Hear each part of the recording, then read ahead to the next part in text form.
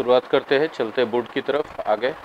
देखिए हम लोग बात करेंगे आज फ्यूचर टेंस की। फ्यूचर मतलब जो समय अभी आने वाला है, आएगा, है ना।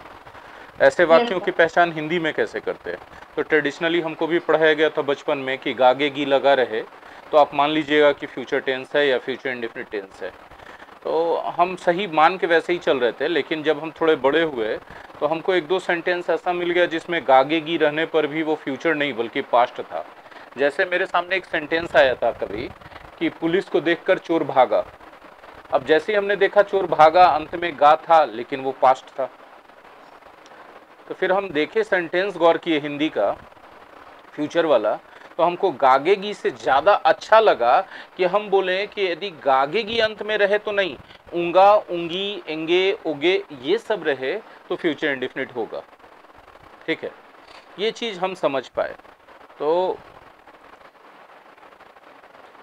हमको लगा कि भाई जो हिंदी में फ्यूचर इंडेफिनिट के पहचान का नियम गागेगी बताया जाता है उसको थोड़ा सा चेंज कर देना चाहिए हमको। उसके जगह हमको कर देना चाहिए ऊंगा, ऊंगी, एंगे, उगे, ये कर देना चाहिए। तो हमने बताना शुरू किया। अब आप देखेंगे कि अगर किसी हिंदी वाक्य के अंत में ऊंगा, ऊंगी, एंगे, ओगे ये सब लगा है तो कभी फेल नहीं होगा, ऊपर फ्यूचर इंडेफिनिट ही हमेशा रहेगा। अंग्रेजी में फ्यूचर इंडेफिनिट की क्या पहचान है? तो हम लोग सब जानते हैं विल या शैल के साथ भी1। ठीक है, विल या शैल मॉडल वर्ब है, मॉडल वर्ब के साथ हमेशा भी1 ही यूज किया जाता है, इसलिए विल या शैल के साथ भी1। ठीक है, तो हम लोगों को ध्यान में रखना है कि भैया भी1 है और विल या शैल है तो फ्यूचर इंडेफिनिट होगा। अब ये विल शैल में बहुत लोचा होने लगा, लोग पूछने लगे विल कहाँ और शैल कहाँ। तो सब्जेक्ट आई और वी, अगर आई या वी दो ही सब्जेक्ट रहे तब आप शैल यूज करो, बाकी सभी सब्जेक्ट के साथ विल यूज करो। हालांकि आज के डेट में ये रेस्ट्रिक्शन खत्म हो चुका है, लोग कहाँ इस बात को मानते हैं, सभी सब्जेक्ट के साथ विल लगाते हैं।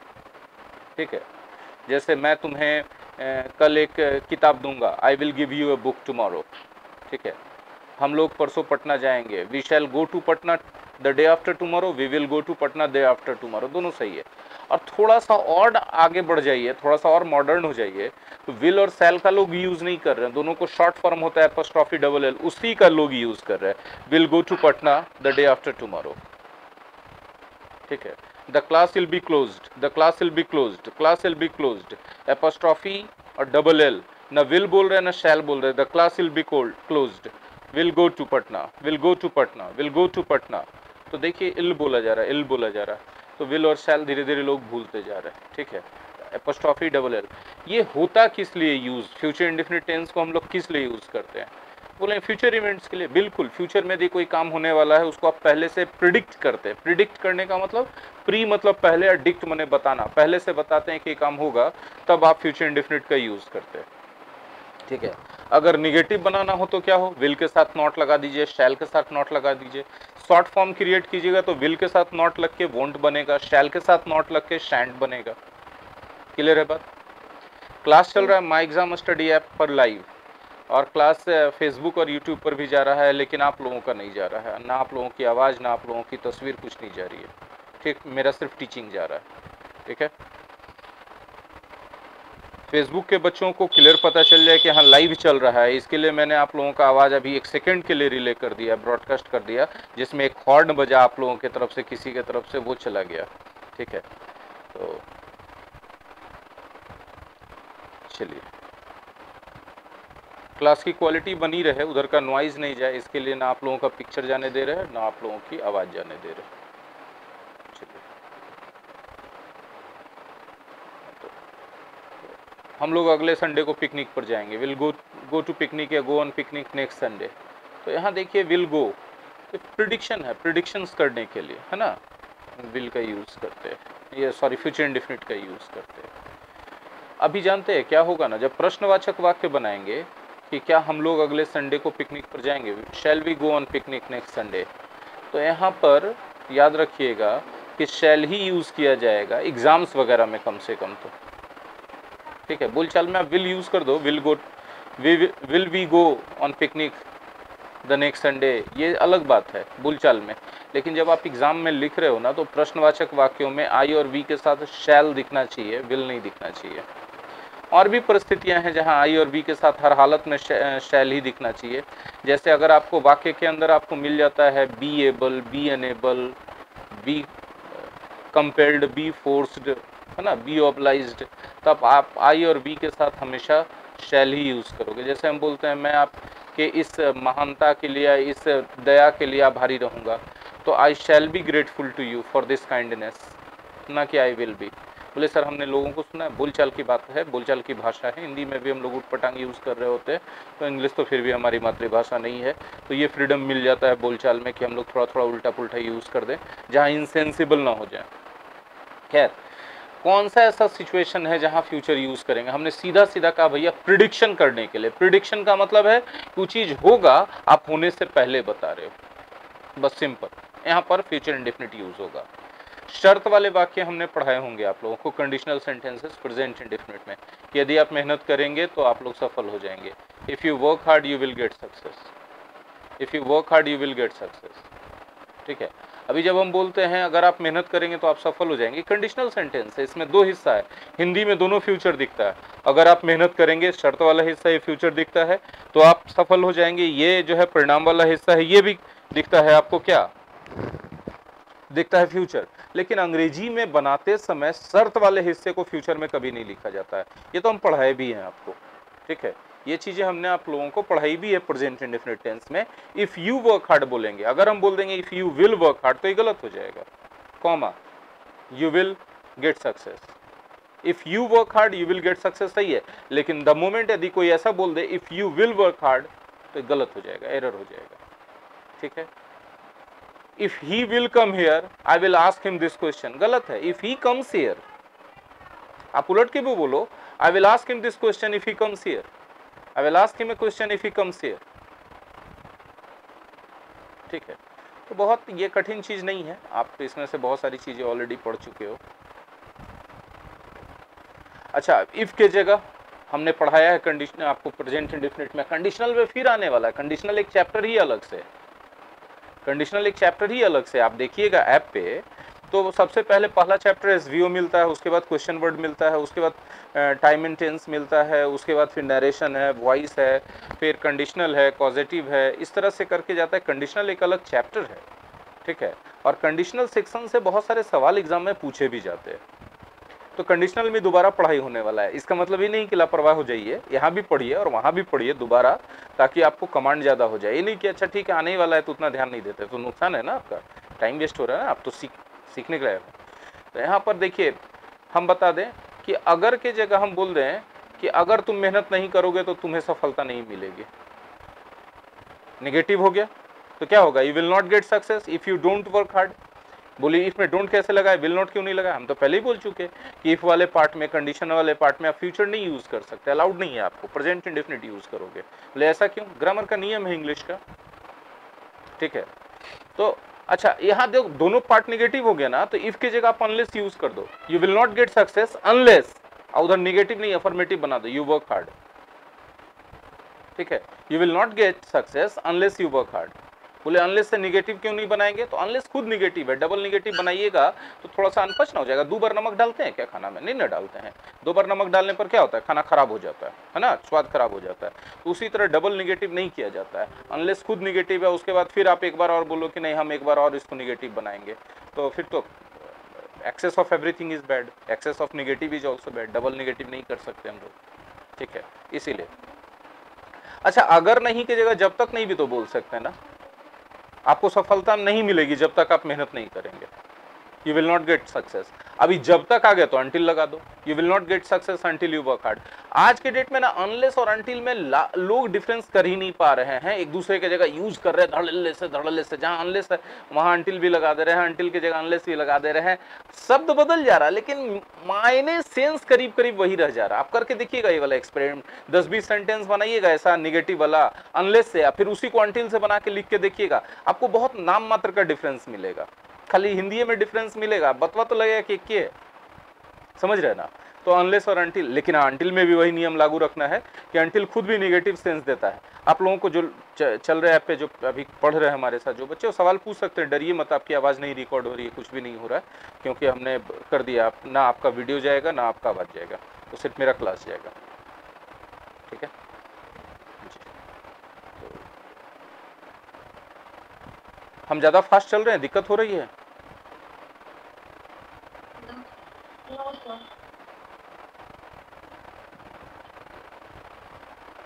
ठीक है, आप सवाल पूछने से नहीं डरेंगे, हम फिर से आपको रिमाइंडर दे रहे हैं कि आप लोगों की आवाज़ नहीं रिकॉर्ड हो रही, नहीं जा रही है, टेंशन मत लीजिए। चलिए आगे बढ़ते हैं। अंटिल अनलेस हमने बताया। अच्छा, ऐसे भी तो बोल सकते हैं ना, आपको सफलता मिलेगी जब आप मेहनत करेंगे। तो यहाँ जब लगा दिए तो इफ हट गया, अंटिल भी हट जाएगा, अनलेस उसके जगह वेन आ जाएगा। You will get success when you work hard. चलिए आगे बढ़ते हैं। ये सब ग्रेटफुल, इस सब वाला हम अभी आपको बताए थे कि यदि वाक्य में बी एबल रहे, बी एनेबल रहे, बी ग्रेटफुल रहे, ऑब्लाइज्ड रहे, फोर्स्ड रहे, कंपेल्ड रहे, तो वहाँ पर हम लोग यूज करते हैं विल बी या शैल बी। आई और बी के रहने पर तो सिर्फ शैल बी यूज करते हैं, विल बी का यूज करना गलत हो जाएगा। अगर हम बोलेंगे I will be grateful to you for this kindness, तो गलत हो जाएगा, शैल बी होगा।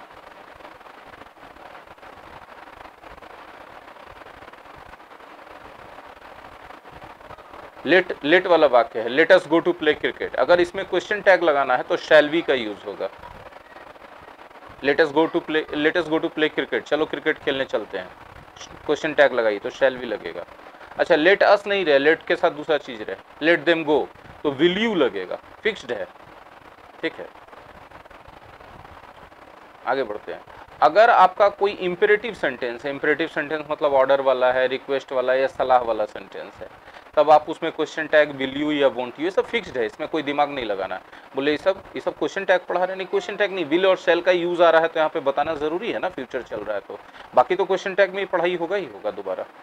ठीक है, तो यदि आप कोई बोलते please help the poor people, please help the poor people, ये रिक्वेस्ट है, रिक्वेस्ट मतलब इंपेरेटिव होता है, तो आप इसमें टैग लगा दो, चाहे विल यू लगा सकते हो, चाहे वोंट यू, क्वेश्चन टैग लगाने का तो। ठीक है, यदि कहता है please don't disturb me, negative हो गया। अब निगेटिव रिक्वेस्ट ही इंपेरेटिव ही है, लेकिन निगेटिव है, इंपेरेटिव में ही क्या है, निगेटिव है, तब आप यहाँ वोंट यू नहीं लगा सकते, विल यू लगा सकते।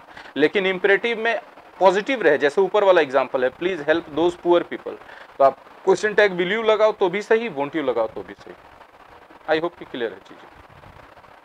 एक बहुत अच्छा सा पॉइंट है, इसको याद रखना है। ठीक है, ये बोलचाल की भाषा में बहुत यूज होता है। I think, I believe, I hope, I suppose, I expect के बाद जो अगला सेंटेंस आएगा ना, वो फ्यूचर इंडेफिनिट का सेंटेंस होगा। I hope they will come tomorrow, I hope they will come tomorrow, I hope they will help you, I hope will go to Patna the day after tomorrow. ठीक है, I think, I believe, I hope, I suppose, I expect, ये सब आपकी opinion बताने के लिए use किया जाता है। ये सब आप हिंदी जो करते रहें, इसका मतलब है कि जब आपको अपना ओपिनियन देना है किसी मैटर पर, किसी मामले पर कि ऐसा होगा, ठीक है, तब आपको क्या यूज करना है, ये सब चीजें यूज करनी है, जिससे पता चले कि आप अपना राय बता रहे हो, आप अपना ओपिनियन बता रहे हो। फ्यूचर इंडेफिनिट में इससे ज्यादा कुछ है नहीं पढ़ने के लिए।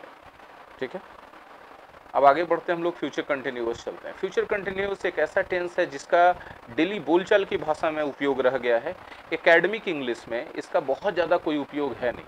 ठीक है, कैसे पहचानेंगे, तो हिंदी में पहचानने का बहुत सरल तरीका, ता रहेगा, ती रहेगी, ते रहेंगे, बहुत आसानी से। हम लोग अंग्रेजी सीखते रहेंगे, मैं बहुत ज़्यादा मेहनत करता रहूँगा, सभी छात्र अच्छा करने का प्रयास करते रहेंगे, तो इस तरीके का सेंटेंस जब आपको मिले तो समझ लीजिए कि फ्यूचर कंटिन्यूअस है।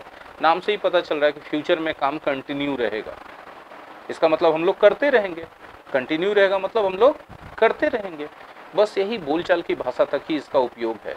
ठीक है, अंग्रेजी में कैसे पहचानेंगे, तो फ्यूचर है भाई तो विल या शैल तो होगा, और चूंकि कंटिन्यूअस है तो V4 भी आना चाहिए, लेकिन विल या शैल के साथ सीधे V4 नहीं आ सकता ना। पूछे क्यों, क्योंकि सर V1 चाहिए ना विल शैल के साथ, तो बी लगाया जाता है, will be, shall be plus V4, ऐसे करके मैं मेहनत करता रहूंगा, I shall be working hard, ऐसा बंधन नहीं है, आई विल बी वर्किंग हार्ड भी बोल सकते हो। तो हम पहले ही बता चुके हैं ना फ्यूचर इंडेफिनिट में कि अब विल शैल का वो जो है ना रेस्ट्रिक्शन खत्म हो गया। हाँ, एक आध जगह पे है, जैसे प्रश्नवाचक में आप एकेडमिकली आपको शैल ही यूज करना चाहिए, shall I be working hard, will I be working hard बोलने की जगह। ठीक है, अब जबरदस्ती कोई बोलते ही रहेंगे तो उसका आप कुछ नहीं कर सकते, उसका हम कुछ नहीं कर सकते। सलाह दिया जाता है जब आप शिक्षक के पास बैठते हैं तो कि आप सही उपयोग कीजिए भाषा का, ठीक है।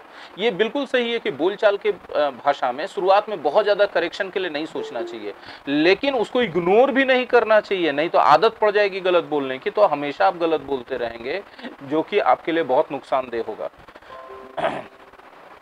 ठीक है, आदत पड़ जाएगी गलत बोलने की, आप बोलेंगे स्पोकन में चलता है, स्पोकन में चलता है, तो बस आपका यही समझा जाएगा कि आपका भाषा का स्तर बहुत अच्छा नहीं है। कैसे हम, माफ़ कीजिएगा, हम किसी राज्य विशेष के लिए टीका टिप्पणी नहीं कर रहे हैं, लेकिन हम बिहारियों के बारे में, हम खुद को भी इंक्लूड कर रहे हैं इसमें, कैसे बाहर में बहुत सम्मान की दृष्टि से नहीं देखा जाता है। क्यों भाई, हम लोग बहुत पढ़े लिखे रहते हैं, बहुत शिक्षित रहते हैं, बहुत नॉलेज वाले रहते हैं, फिर भी हमारी भाषा के कारण हमारा सम्मान नहीं होता, हमारी भाषा उतनी स्टैंडर्ड नहीं होती है। तो वही बात होता है, भाषा के कारण जो है ना एक इमेज बन जाता है राज्य विशेष का, समुदाय विशेष का, और बहुत चल के आगे चल के व्यक्ति विशेष का भी एक रेपुटेशन, एक इमेज बनता है कि अच्छा है, पढ़ा लिखा है कि नहीं। ठीक है, बात करने से ही हम लोगों को पता चलता है आदमी कितना शिक्षित है। किसी को बोलते हैं ना कि अरे वो तो मुंह खोलते पता चल गया कि तुम कितना पढ़ल लिखल है, ऐसे बोलते हैं कि नहीं बोलते? तो मुंह खोलते कैसे पता चल गया? उसने मुंह से डिग्री या सर्टिफिकेट गिरा क्या? नहीं, उसकी भाषा का स्तर क्या था। संस्कार और शिक्षा का पता चलता है भाषा से। तो संस्कार पता चलता है कि आप कितने विनम्र हो, कितना अनुशासित हो, और शिक्षा का स्तर पता चलता है आपकी भाषा की शुद्धता से। तो ये सब बातें हैं व्यवहारिक, जो हमसे बेहतर आप लोग जानते हैं, क्योंकि हम तो भैया एक विषय तक सीमित हैं, एक क्लास में पढ़ाते हैं कुछ बच्चों को, वहीं तक मेरा। आप लोग बहुत सारे लोगों से मिलते हैं, दुनिया देखते हैं, तो बेहतर समझते होंगे आप लोग इन सब बातों को। ठीक है, मैं मेहनत करता रहूंगा, I shall be working hard.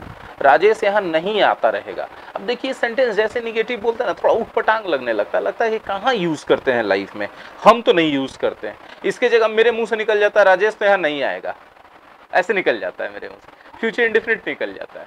ठीक है, ये गलत नहीं सेंटेंस, राजेश यहाँ नहीं आता रहेगा, ये सेंटेंस 100% करेक्ट है, लेकिन प्रैक्टिकल यूज में प्रचलित नहीं है ना। उसकी जगह मुंह से निकलता है ज्यादा बेहतर, राजेश यहाँ नहीं आएगा। अब ये सब चीज ग्रामर नहीं है, ये समझ है, धीरे धीरे समझ में आ जाएगा आपको। आप समझ सोचेंगे इसके बारे में बैठ के, दो चार 10 सेंटेंसेस, हम अंग्रेजी नहीं पढ़ते रहेंगे या हम अंग्रेजी नहीं पढ़ेंगे, तो कौन वाला बोलते हैं हम? तो मेरे मुंह से तो आज तक पूरे लाइफ में निकला नहीं कि हम अंग्रेजी नहीं पढ़ते रहेंगे या हम ये काम नहीं करते रहेंगे। उसके जगह नहीं करेंगे, कहीं नहीं करेगा तो कभी नहीं करेंगे, ऐसे निकल जाता है। ठीक है, तो व्यवहारिक वहां चला जाता है, फ्यूचर इंडिफिनिट, बोलचाल की भाषा में निगेटिव आने पर क्या जी तुम ये काम करते रहोगे? ऐसा नहीं बोलते, करोगे जी, भविष्य में भी करोगे जी, हमेशा करोगे जी, ऐसा फ्यूचर इंडिफिनिट। ठीक है, तो व्यवहारिक एक भाषा का जो उपयोग होता है, थ्योरेटिकली तो बनाया गया 12 टेंस है, लेकिन यकीन मान के चलिए कि 12 टेंस में से एक आम आदमी 7 टेंस उपयोग करता है। 3 प्रेजेंट का यूज करता है, 3 पास्ट का यूज करता है, फ्यूचर का 1 यूज करता है, खाली फ्यूचर इंडिफिनिट। एक आम भारतीय अंग्रेजी भाषा के उपयोग करते समय, ठीक है, वो उसी में काम चला लेता है। बोलिए कौन सा 3 प्रेजेंट यूज करता है बोलचाल की भाषा में? बोलचाल की भाषा में यूज करता है प्रेजेंट इंडेफिनिट, कंटिन्यूअस और present perfect. Present perfect continuous नहीं बोलता आदमी, उसकी जगह प्रेजेंट कंटिन्यूअस से काम चला लेता है।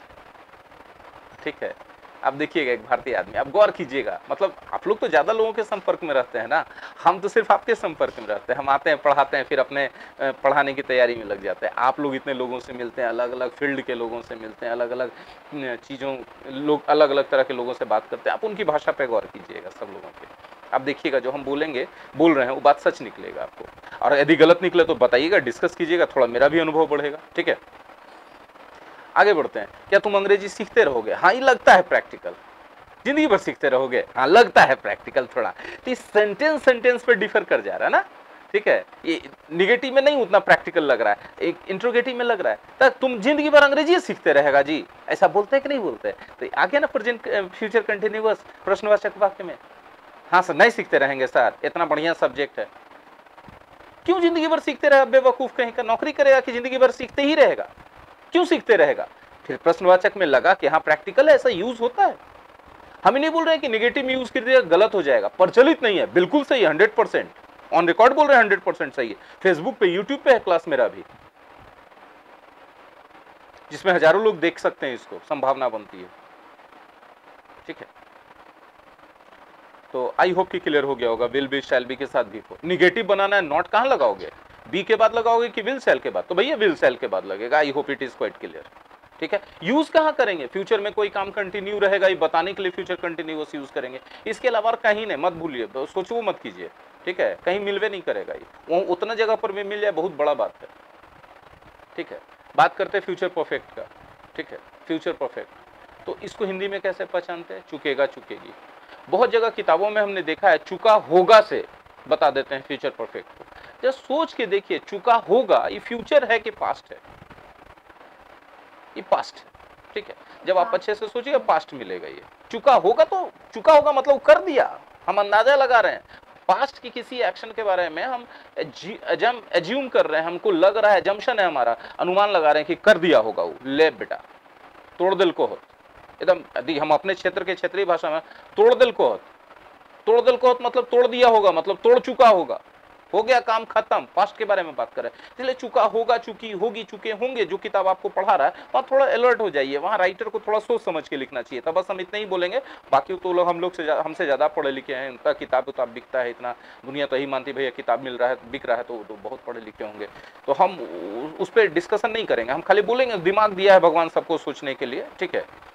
तो सोचिए, चुका होगा तो कभी फ्यूचर होगा नहीं मेरे दिमाग से, वो हमेशा पास्ट जाएगा। अब पास्ट को फ्यूचर परफेक्ट कहना कहां से उचित होगा, गलत होगा। तो चुकेगा चुकेगी चुकेंगे, देखिए जैसे हमको लगता है कि कल तक हम ये चैप्टर समाप्त कर चुकेंगे, कल तक ये चैप्टर हम समाप्त कर चुकेंगे, ठीक है। तो अब देखिए फ्यूचर है। अच्छा देखिए, तो हमने जब बोला कल तक ये चैप्टर हम समाप्त कर चुकेंगे, क्या हम इसकी जगह नहीं बोलेंगे कल तक ये चैप्टर हम समाप्त कर लेंगे?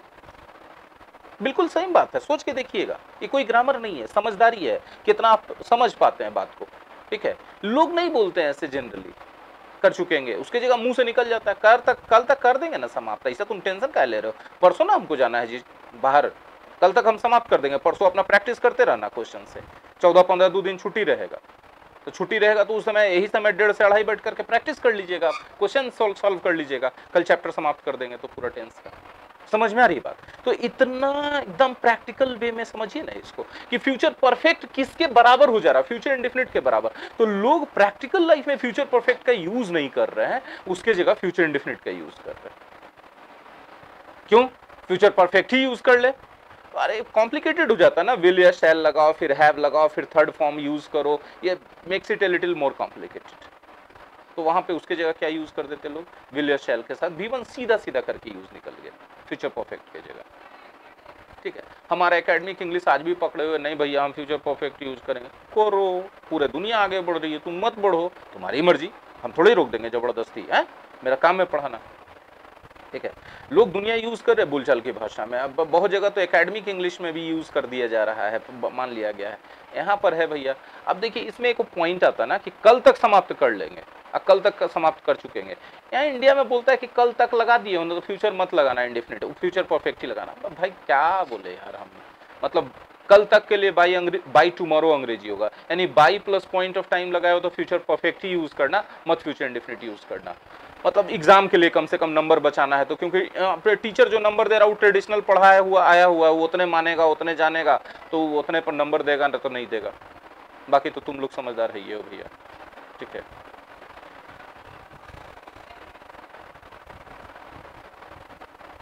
अच्छा, क्या वे लोग आज शाम तक इस समस्या का समाधान कर चुकेंगे? कौन बोलता है ऐसे? क्या वे लोग आज शाम तक इस समस्या का समाधान कर लेंगे? ऐसे बोल देते हैं लोग। मतलब बोल सकते हैं फ्यूचर परफेक्ट, गलत नहीं है, प्रचलित नहीं, हम ये बोलना चाह रहे हैं। उसकी जगह फ्यूचर इंडेफिनिट प्रचलित है। अभी थोड़ा देर पहले हम बोले थे कि फ्यूचर में एक टेंस लोग जानते हैं, फ्यूचर इंडेफिनिट, फ्यूचर कंटिन्यूअस का यूज नहीं करते, फ्यूचर परफेक्ट का यूज नहीं करते, सबके जगह फ्यूचर इंडेफिनिट ठेल देते हैं और काम चल जाता है, 100% सेंस का कन्वे हो जाता है, कोई फर्क नहीं पड़ता है, ठीक है, ना गलत माना जाएगा वो। तो will they have solved the problem by this evening, कि उसको वो बोलो, चाहे बोलो will they solve this problem by this evening. सहज जो लगता है, भाषा हमेशा वो ज्यादा प्रचलित हो जाएगा जो ज्यादा सहज रहेगा, याद रखना, आम लोगों के बीच में, ठीक है। आम लोगों के बीच में हमेशा ज्यादा सहज भाषा प्रचलित होता है। संस्कृत और फारसी क्यों नहीं प्रचलित हो पाया? वो सहज नहीं था, ठीक है। धीरे धीरे अपना अस्तित्व खो दिया, किताबों तक रह गया, सिलेबस तक रह गया, और कुछ तो एजुकेशन बोर्ड ऐसे हैं जो कि अपने सिलेबस में से भी हटा दिए, बोले कहीं यूज ही नहीं है, इसको काहे के लिए रखे। जो अभी भी ट्रेडिशनल सिलेबस लेके चल रहे जो बोर्ड्स, वो फॉलो कर रहे हैं, संस्कृत भी। तो उसी तरह अंग्रेजी में भी जो चीजें इम्प्रैक्टिकल है ना, लोग उसको छांट रहे हैं, ठीक है। बाकी तो सब क्या बोले, चलिए ठीक है। अच्छा है मेरे, अच्छा देखिए एक और एग्जांपल आ रहा है मेरे सामने, मेरे घर पहुंचने से पहले माँ खाना बना चुकेगी, ऐसा बोलते हैं क्या? सही है 100%, लेकिन ज्यादातर मुंह से निकलता क्या है, मेरे घर पहुंचने से पहले माँ खाना बना लेगी। चुकेगी बोले तो फ्यूचर परफेक्ट हो गया, लेगी बोले फ्यूचर इंडेफिनिट हो गया। दोनों में सेंस सोच के देखिए, फील करके एकदम एक के रहेगा, कोई अंतर ही नहीं आएगा, कोई फर्क नहीं आएगा। ठीक है, अब तो हम पहले ही बता चुके हैं कि दो हिस्सा है, तो जो कंप्लीट दिखे उसका ट्रांसलेशन पहले बना दो भाई। तो मेरी माँ खाना बना चुकेगी या बना लेगी, फ्यूचर परफेक्ट या फ्यूचर इंडेफिनिट, जो भी बनाना है बना लो। My mother will have cooked food या विल कुक फूड। ठीक है, मेरा घर पहुंचना, आई शैल रीच होम, लेकिन बीच में जुड़ेगा क्या, बिफोर। बिफोर जुड़ता है तो टाइम पता चलने लगता है, तो टाइम वाला जब बिफोर लग गया है तो वहां फ्यूचर इंडेफिनिट नहीं होकर प्रेजेंट इंडेफिनिट होगा, इसलिए शैल का उपयोग गलत है, आई रीच होम होगा। जितना भी टाइम वाला है, शर्त वाला हिस्सा है, टाइम वाला हिस्सा है, उसमें फ्यूचर का बात होगा, लेकिन टेंस यूज होगा प्रेजेंट इंडेफिनिट। ये पहले भी डिस्कस कर चुके हैं हम लोग, प्रेजेंट इंडेफिनिट में डिस्कस किए थे इसको। ठीक है, यदि हम बोलते हैं मेरे घर पहुंचने के बाद माँ खाना बनाएगी, तो मेरे घर पहुंचने के बाद माँ खाना बना चुकेगी, ऐसा तो बोलने में भी, हिंदी में भी उटपटांग लगता है एकदम। माँ खाना बनाएगी सही लगता है, फ्यूचर इंडेफिनिट। ठीक है, तो प्रैक्टिकल बोले ना कि वो अलग चीज हो जाता है, उसको समझना पड़ता है, लाइफ से रिलेट करना पड़ता है। जो बच्चा नहीं करता है, जो टीचर नहीं करता, तो रट्टा मारते रहता है, थ्योरी थ्योरी थ्योरी थ्योरी, बोझ हो जाएगा। हालांकि हमको लगता है कि यहाँ पर लोग पढ़ाई लिखाई में ज्यादा रट्टा ही पसंद करते हैं ना। देख लीजिए आपके लिए मतलब हमारे यहाँ दवा खाना में तो दोनों अवेलेबल है। हाँ यस बोलिए ना। सर यहाँ पे my mother will cook food और my mother will have cooked, तो अगर लिखने का होगा जैसा कि आप बता रहे हैं एग्जाम में, तो वो सबसे जो होगा करेक्ट क्या होगा, विल हैव और विल कुक?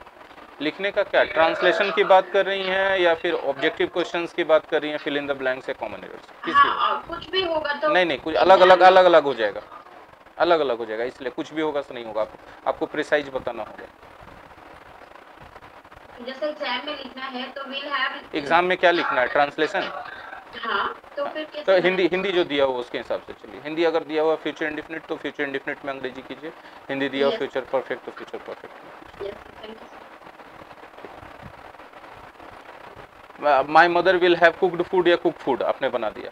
अब उधर जाएंगे, मेरा घर पहुंचना, आई शैल रीच होम, बीच में आफ्टर लगाना पड़ा, आफ्टर जैसे लगा टाइम का पता चल गया, टाइम का पता चल गया तो आप फ्यूचर इंडेफिनिट नहीं लगा सकते, फ्यूचर प्रेजेंट इंडेफिनिट लगाना पड़ेगा। चलिए आगे बढ़ते हैं, फ्यूचर परफेक्ट कंटिन्यूअस की बात करते हैं। ये टेंस तो कोई यूज ही नहीं करता लाइफ में, इतना बड़ा और कॉम्प्लिकेटेड इसका बनावट है, इस वजह से लोग इससे बचना चाहते हैं। ता हुआ रहेगी, ती हुई रहेगी, ते हुए। आप पूरे लाइफ में गौर से सोच के बताइए, कौन एक समझदार आदमी इसको यूज किया होगा कोई कभी? आप सुने होंगे किसी को बोलते हुए, कहीं लिखा हुआ नहीं मिलेगा। बन गया है, बना दिया गया है, टेंस है। ठीक है, देखते हैं फैशन शो में इतना डिजाइन का कपड़ा बनता है, वो फैशन शो तक ही रह जाता है, रियल लाइफ में कभी आप उसको देखेंगे नहीं किसी को पहने हुए। भाषा भी उसी तरीके से, बहुत सारी चीजें रह जाती हैं, कोई यूज ही नहीं करता। इसके पीछे सिर्फ और सिर्फ हमको लगता है, मेरा दिमाग कहता है कि सहजता एक वजह होगा, सहज नहीं है। अब अंग्रेजी में क्या होगा, विल या शैल के साथ है प्लस बीन प्लस बिफोर। ठीक है, अब जानते हैं कि परफेक्ट कंटिन्यूअस में फॉर या सिंस के साथ टाइम लगता है, तो लगाएंगे इसमें भी, लेकिन याद रखिएगा फ्यूचर में कभी भी गलती से भी सिंस का यूज मत कीजिएगा टाइम के साथ, सिंस की जगह फ्रॉम का यूज होगा, क्योंकि सिंस जो है ना हमेशा बीते हुए टाइम के बारे में बात करता है, और फ्यूचर है तो आने वाला टाइम है, इसलिए उसमें सिंस हो ही नहीं सकता, गलत है सिंस का उपयोग। आई होप की चीजें समझ में आ रही होंगी। वह अगले वर्ष से यहाँ काम करता हुआ रहेगा, he will have been working here since next year, नहीं फ्रॉम नेक्स्ट ईयर। कुछ कहना चाह रहे थे, बोलिए। वही कि समझ में आ रहा है कि sense of time. Future perfect continuous tense खत्म हो गया। अगर हम इसका नेगेटिव बनाना चाहते हैं तो विल या शैल के बाद नॉट लगाएंगे, हैव के बाद नॉट मत लगाइएगा, गलत हो जाएगा। और हैव की जगह हैज़ भी नहीं होगा, क्योंकि विल या शैल जो है वो मॉडल वर्ब है, मॉडल वर्ब के बाद V1 चाहिए, हैव ही V1 होता है, हैज़ तो V5 होता है, गलत हो जाएगा। वो चाहे ही शी भी सब्जेक्ट रहे तो भी हैज़ नहीं लगेगा, क्योंकि विल या शैल के लिए आने वाला है, तो विल या शैल जो है क्या है भाई, मॉडल वर्ब है, मॉडल वर्ब के साथ V1 आएगा। हमने टेंस का इति श्री रेवा खंडे कर दिया। ठीक है, थ्योरी खत्म कर दिया है। आप लोग कल एक बार इसका रिवीजन कर लेंगे सारे वीडियोस से, है ना, और जहाँ जहाँ जो डाउट रहेगा, थ्योरी में डाउट रहेगा, उसको क्लियर कर लेंगे। क्वेश्चन वर्ड का डाउट क्लियरेंस सेशन स्टार्ट हो गया है, कल हमने दिया था डाउट क्लियरेंस, तो अगला संडे को फिर रहेगा। और आपके बैच का डाउट क्लियरेंस ऐसा नहीं कि पिछला बैच का हो गया तो आपका नहीं होगा, आपके बैच का सारा चैप्टर का डाउट क्लियरेंस होगा। कोई नया बैच इन फ्यूचर में हम स्टार्ट करते हैं तो उसका भी डाउट क्लियरेंस अलग चलेगा। वो चाहे तो पुराने वाले बैच के साथ बैठ के भी कर सकता है, मना नहीं है, उसके बावजूद भी चलेगा। सभी बैचेस के डाउट क्लियरेंस अपने अपने चलेंगे, क्योंकि फिर वो बैच तो आगे निकल गया है, उसका तो WH क्वेश्चन हो गया, टेंस पढ़ाई हो गया, उन लोगों ने अपना डाउट क्लियरेंस करवा लिया। अब आप लोग अब पढ़ रहे हो तो आपका तो अब ना होगा डाउट, तो अब आपका डाउट क्लियरेंस होगा। जो फ्यूचर में पढ़ेंगे उनका फ्यूचर में आगे डाउट क्लियरेंस होगा। कोई को किसी बैच में बैठने से मना ही नहीं है कि सर मेरे बैच का तो नहीं हो रहा, हम नहीं आ सकते, नहीं, मेरे तरफ से अलाउड है, बाकी आप अपना देख लीजिए, आपको जरूरत है तो आप आइए, ठीक है। मेरे तरफ से रेस्ट्रिक्शन नहीं रहता है, इनफैक्ट थ्योरी क्लास में भी रेस्ट्रिक्शन नहीं रहता, अनटिल अनलेस कि आप डिसिप्लिन में पढ़ाई करें, ठीक है। क्लास को डिस्टर्ब ना करें, मेरे रनिंग क्लास को डिस्टर्ब करने के बाद फिर हम नहीं अलाउ करेंगे, ठीक है। बाकी सब मेरे तरफ से सब चीज़ अलाउड है, ठीक है। राजनंदिनी कुमारी हैं तो क्लास शायद लाइव नहीं अटेंड करती हैं, आज काफ़ी दिनों के बाद क्लास में हैं लगता है। तो टेंस का इति श्री रेवा खंड यहीं पर समाप्त हो गया है, हम लोग इसको यहीं पर रैप अप कर देते हैं। Thank you very much.